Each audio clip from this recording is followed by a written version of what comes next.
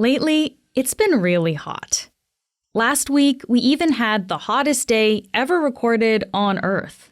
But yeah, it's been like the past 5 days have been super hot and insane, so not what I'm used to. Oh, it's getting worse year by year. It's getting worse. I mean, we feel like we're burning up. And over the next several months, it's likely going to be warmer than average. That's because of El Niño. It's the first time we've had a significant El Niño in several years. The last major one was in 2016, and that was the hottest year on record. So scientists are racing to try to figure out what the impacts of this El Niño will be, especially on top of the global warming that we're already seeing. Ivan Semeniuk is the Globe's science reporter. Today, he'll tell us how El Niño actually works and what we might be in for this time around. I'm Menaka Raman-Wilms, and this is The Decibel from the Globe and Mail.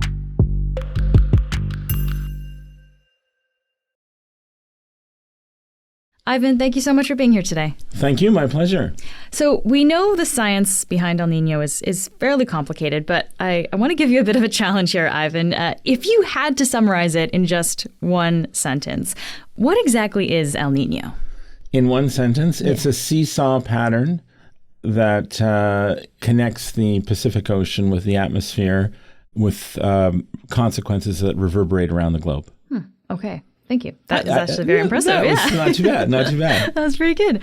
Okay, so what does it take for an El Niño event to actually happen? Like, we know that this is kind of a cyclical pattern, it sounds like, but what causes it? Sure. Let me unpack this a little bit. And even though it's a cycle, it's one of those cycles that isn't perfectly predictable with the same regular frequency. For example, it's not as predictable as the regular seasons of the year. However, I would say El Niño is by far the most important climate pattern apart from the annual change of the seasons. So it really is a strong signal in the climate. And it reflects the influence of the largest stretch of open water in the world, which is the Pacific Ocean. So what's happening here is there's a sort of normal mode in which the Pacific works, where you tend to have easterly winds blowing along the equator. They're dragging water westward toward Asia, from South America, actually, along the equator towards Asia. And then you kind of have a piling up of warm water on the extreme western side of the Pacific, the Asia side of the Pacific. That tends to make that part of the world very wet. And then you sort of have dry air going kind of over the top and going back towards the Americas, coming down and creating kind of a cooler, drier climate, which is, just immediately to the, on the Pacific side of South America. And so of course, that's the normal pattern. That's the that normal would usually pattern, happen. exactly. Okay. That pattern can get short-circuited, though. Every 2 to 7 years, things swing the other way. So the winds weaken. There tends to be a warming of waters. If the winds aren't moving as quickly, then the waters tend to warm up closer to the South American coast. And then you start to have this pattern where it gets quite warm and wet over on the American side of the Pacific and much drier on the Asian side. So then that kind of reverses the normal pattern.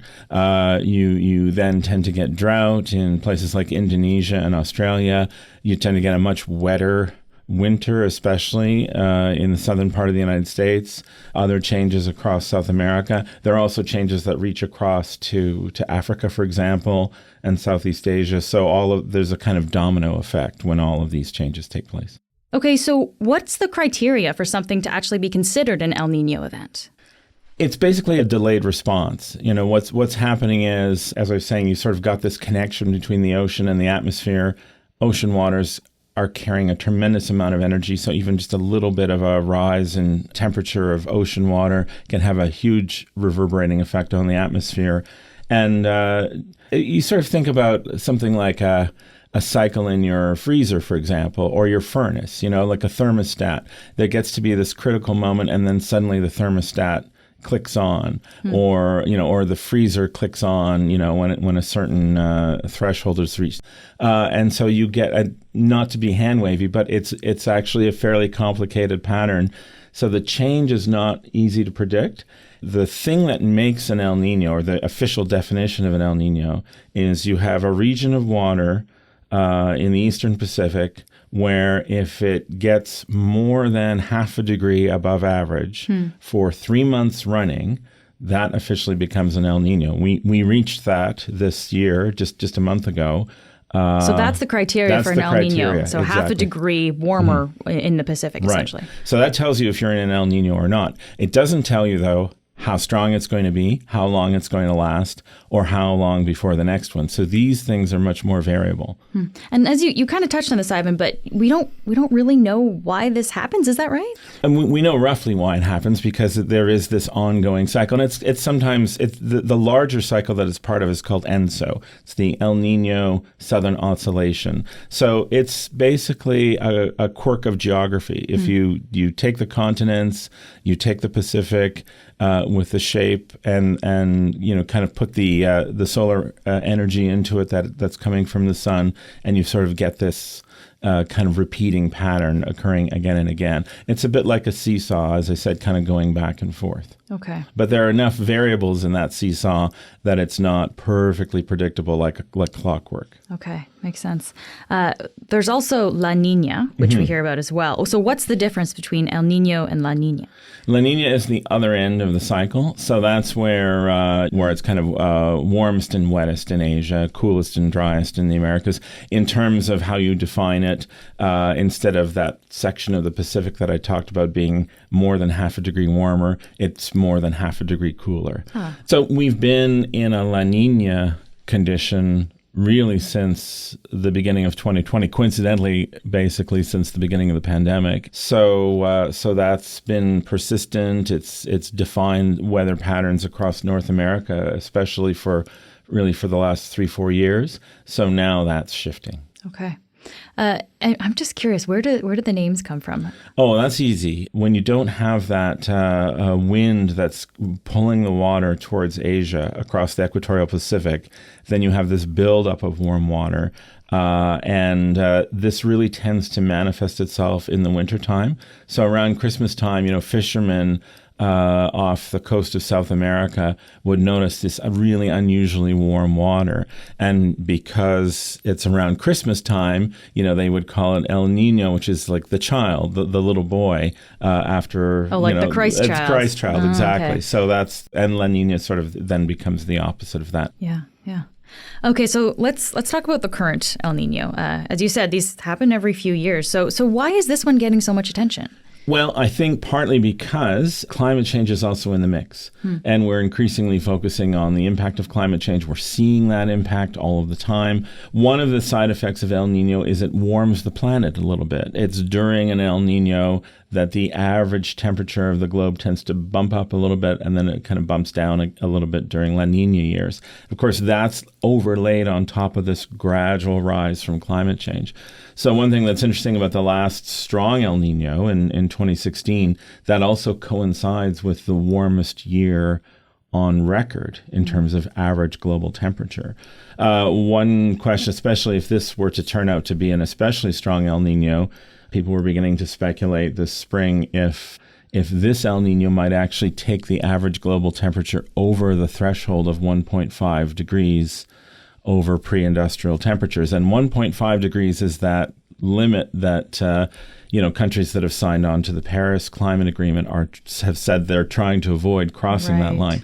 Now, that doesn't mean that El Nino would keep us there, but it might, temporarily take us over the line and then back down. But in that sense, El Nino is sort of a harbinger of what's to come, because since it amounts to a bit of a warming, it's also showing us what conditions are going to be like more permanently, in another decade or so as kind of climate change moves us in that direction. So that's one reason for the interest. And of course, there's just this additional question about whether or not climate change is making El Nino itself more pronounced or the effects of El Nino more severe. That's an open question. Oh, interesting. So kind of one could affect the other, like either way, essentially. Exactly.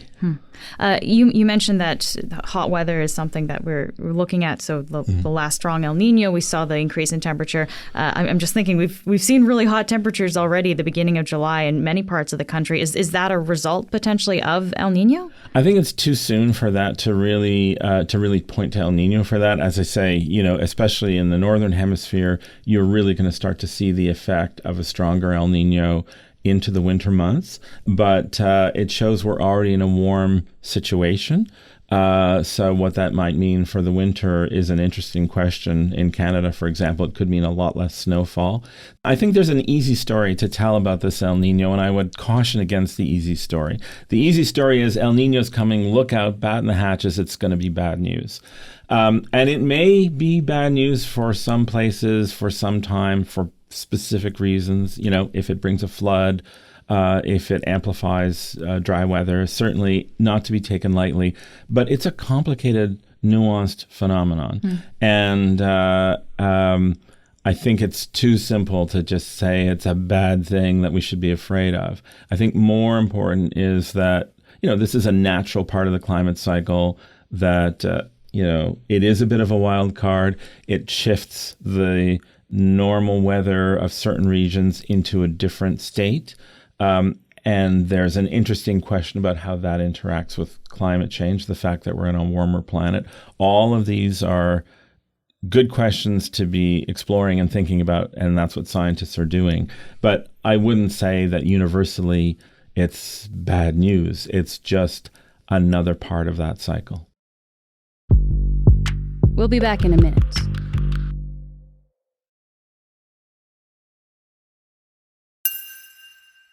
Okay, so we know El Nino is kind of a wild card climate event, but what have we seen from previous El Ninos that can kind of give us a sense of it?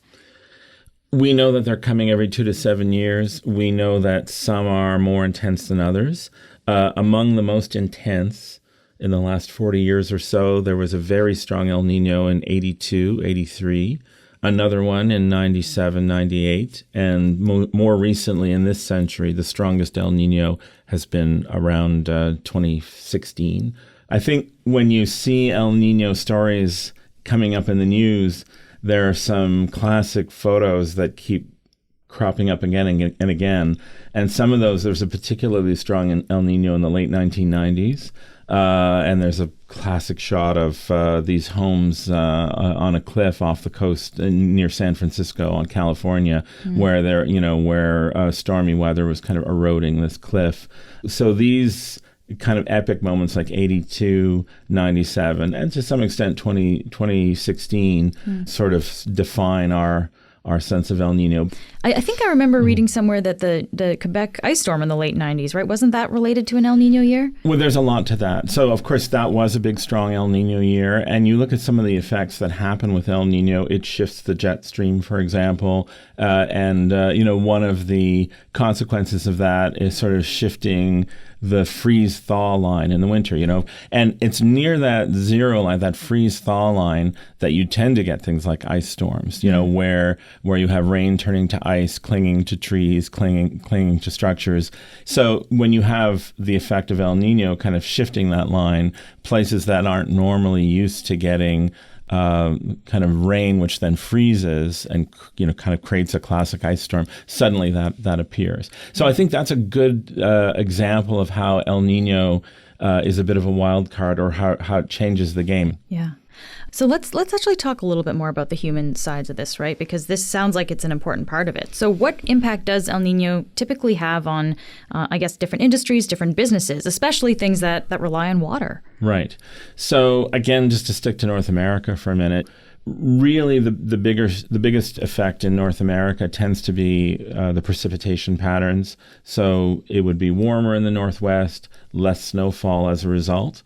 So, everything from skiing or sort of snow-related industries are affected, but also hydroelectric generation. If there's less snowfall, means less runoff, less water and behind reservoirs and so on. So if we're getting energy from dams and things, that'd be less. Exactly. So there's that effect.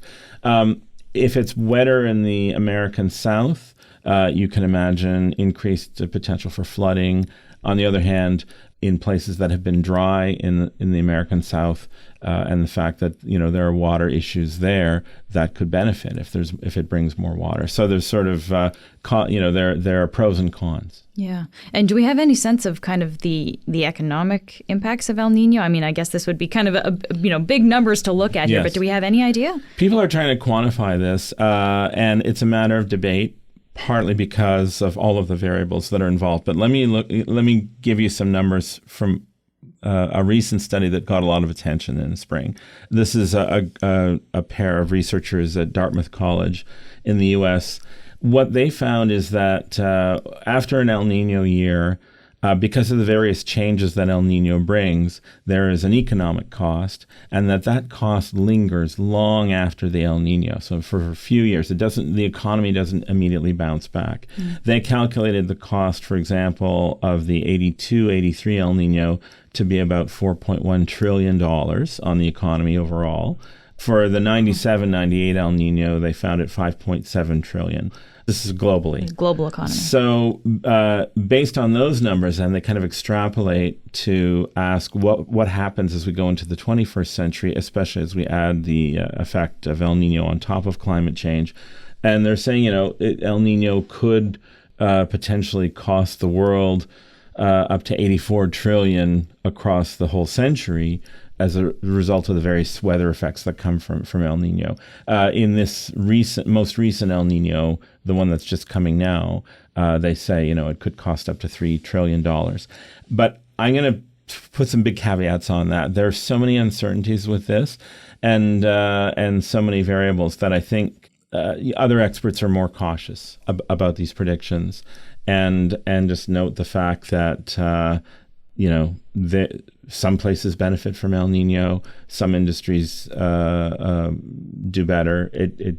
It ends up being very regional, sometimes very local. So in our story in the Globe and Mail, for example, we focused on cases like the oyster industry in BC. That's a good example of an industry where there is concern about El Nino because it means warmer ocean temperatures along the BC coast, which can have a negative impact on oysters if it reaches kind of a critical state. So there can be, it sounds like a lot of negative effects, but also it sounds like there could be benefits depending on the region of the world that you're in. Right. And just to complicate things economically, if other parts of the world are even more negatively affected, it might sort of benefit you in the sense that prices are going up and you've got your crop in the ground 6 months ahead of South America. So, it might benefit you indirectly. Okay. Just lastly here, it sounds like there's a lot to think about, but is there anything that we can do as individuals or that governments can do to prepare for El Nino events like the one we're in now? I think one of the interesting studies that we looked at for this article considered not so much whether, El Nino would become worse with climate change, but whether the extremes would spread apart more. So in other words, the difference between El Nino and La Nina could potentially become more pronounced. So that means drier, dry, wetter, wet, warmer, warm, colder, cold. And when planning for, whether you're planning for your home, your community, your region, not to just think about, okay, with climate change, we're moving to warmer climate, we're maybe moving to this overall trend, but also thinking about increased variability. Mm-hmm. And, we know that climate change already will make weather more variable, but a more pronounced El Nino cycle would add to that variability, which means you need to plan for a wider range of possibilities. Mm-hmm. More wet years, more dry years, maybe more extreme heat, maybe more cold snaps as well, and just thinking across that board. So I think that could pose challenges for our infrastructure. Ivan, thank you so much for joining me today. My pleasure. That's it for today. I'm Menaka Raman-Wells. Our summer producer is Nagin Nia. Our producers are Madeline White, Cheryl Sutherland, and Rachel Levy-McLaughlin. David Crosby edits the show. Adrian Chung is our senior producer, and Angela Pacenza is our executive editor. Thanks so much for listening, and I'll talk to you tomorrow.